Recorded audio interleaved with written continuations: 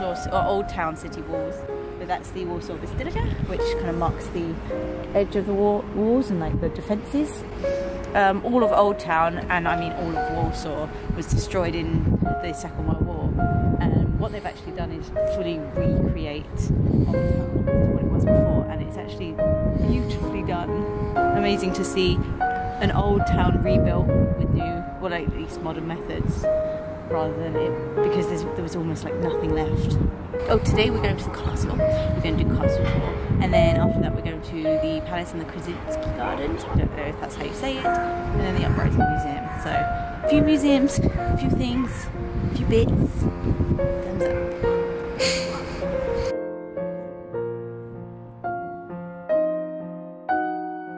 So this is the Resistance Monument. It was erected to commemorate the brave people, the anti-Nazi fighters and resistance in 1945. We're going to the Resistance Museum later, and we'll probably learn a lot more about that.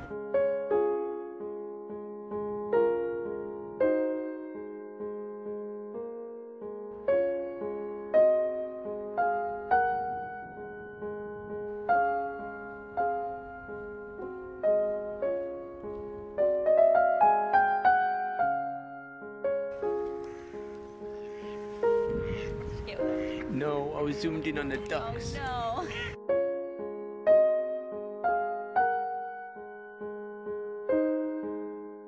That's the Krasinski Palace. It was built originally in the 1600s as part of the powerful Krasinski family who were linked to the royal family. It was destroyed in 1945 and it was rebuilt again in the 20th century. And across from it is the Polish Supreme Court. Beautiful building. And yeah, the gardens are pretty, even in the winter. And the horses are pretty too. And I don't know what the horses are, but they're adorable.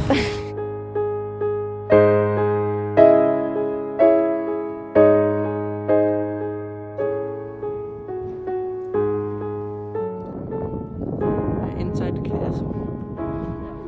That was easy. It was easy, wasn't it? Yeah. It's like most castles nowadays. You can storm them so easy. You just have to pay a couple of quid and they let you in.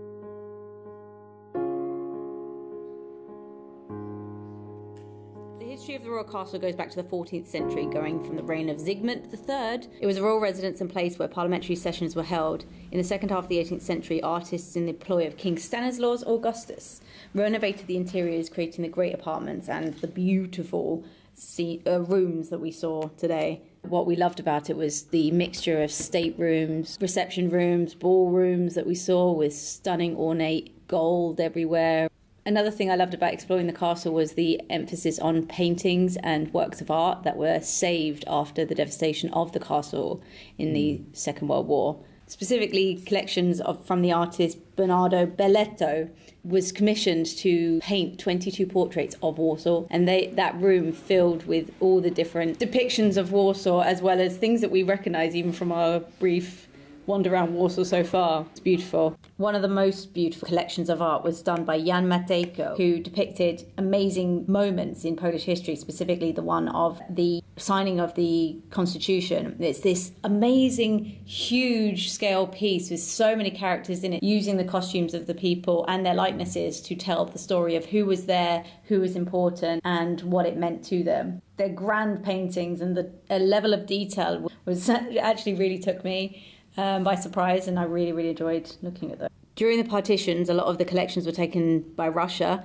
and quite glad that they did, because in September 1944 the castle was blown up by the German army, and the decision to rebuild was only taken up in 1971. After the Communist Council fought very hard against rebuilding it, as they didn't like the idea of reinstating any sort of monarchy, and it was after communism rule that the castle was allowed to be rebuilt.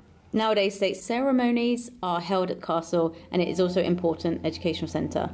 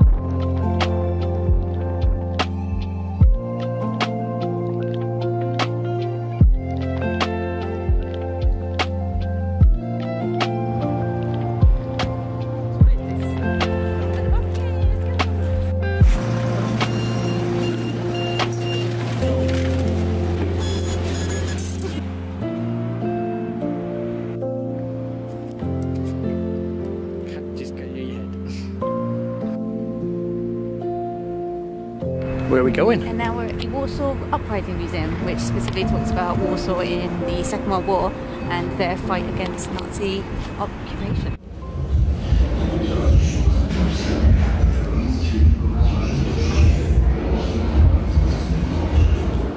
The Warsaw Uprising was a planned attack between the Polish underground resistance and their home army with the Allied forces and the Soviet Red Army, planned for the 1st of August 1944 to coincide with the Germans' regroup and retreat. While approaching the eastern suburbs of the city, the Red Army temporarily halted combat operations, enabling the Germans to regroup, ultimately leading to the failure of the uprising. The uprising was fought for 63 days, and with little outside support, it was the single largest military effort taken by any European resistance movement during the Second World War. The Home Army, with some help from Allied forces, managed to get as far as across the river, with the Red Army halting movement on the eastern side. The German army were able to overwhelm the Home Army, destroying the city in retaliation. Although the exact number of casualties is unknown, it is estimated about 16,000 members of the Polish resistance were killed and about 6,000 badly wounded. In addition, between 150,000 and 200,000 Polish civilians died, mostly from mass executions. During the combat, approximately 25% of Warsaw buildings were destroyed. Followed by the surrender of the Polish forces, German troops systematically levelled another 35% of the city block.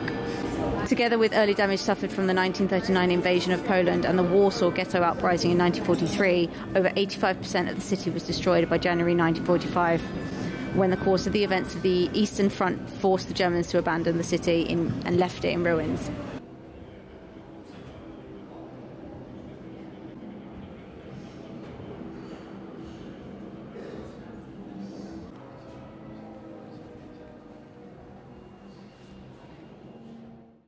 That was good. That was a really good museum. It was really so much information. Yeah. I think the only failure was in us not necessarily going in the correct order around the museum. Just so much incredible history to kind of learn. The main thing that I kept finding, which you do when you look at history in 1945, is just trying to find reasons why. And one of them was Himmler's decision to just basically exterminate all of Warsaw, destroy it completely. It's just trying to find the reason why, and there's just none. There isn't any. Just some horrible, unexplained history or decisions within history. I find it, especially when we go to European countries and cities, we're finding a lot of places to look at the history of that particular place. Yeah, we like going to museums and learning some serious history. Speaking of Museums, a running tradition, it seems, for our New Year's trips. Yeah, we're going to a pinball museum. We found another one. Yeah, let's go. Look at this. Here we are. Pinball station. Let's go. Let me in.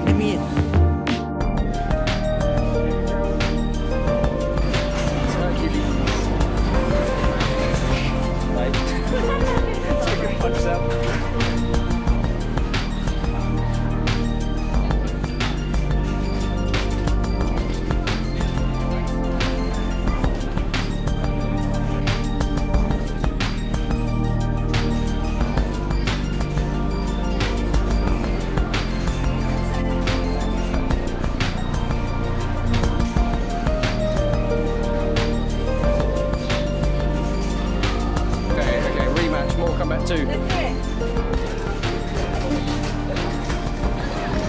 Oh yeah. Yes!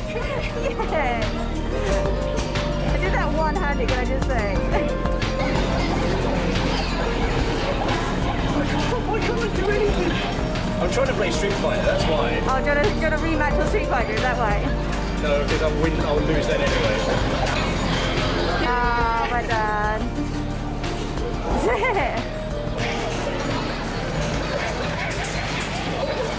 How do I finish you? There you go. Yay!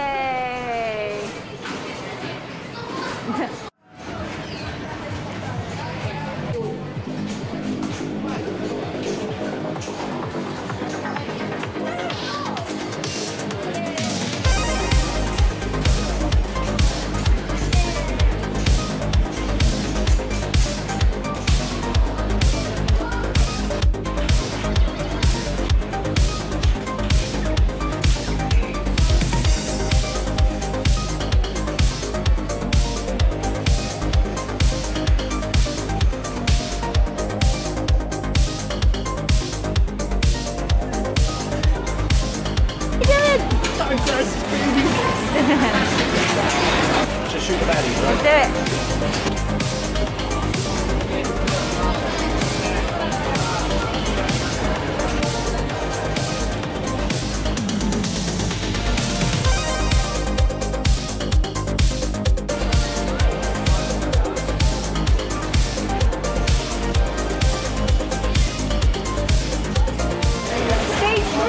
Stage 3! Can I just say, if we do finish this will be the first time I've actually finished Uprisings 2. Really? Yeah. Let's do it! Hold your camera. Now get. I kind of want to.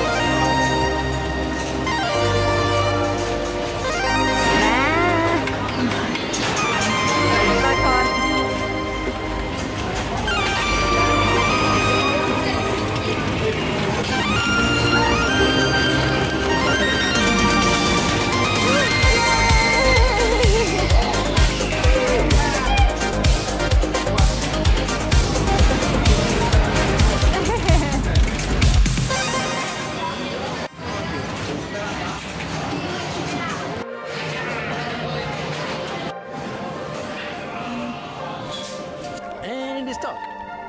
That was good fun.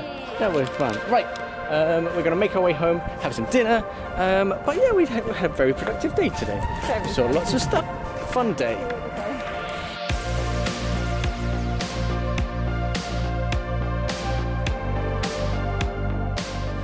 We're back. Okay. Back in Old Town. So, teams must now run through Old Town and find themselves some food. And also bonus points for Pikachu. Christine not letting Neil buy one of the flashy things. That's true. No. Oh, good job. Bonus points. It's pretty.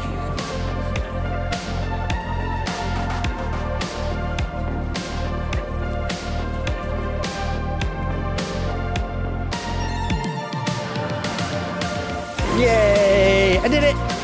We did it! I'm getting still hungry. That was really good. And in the evening, I'm getting waffles.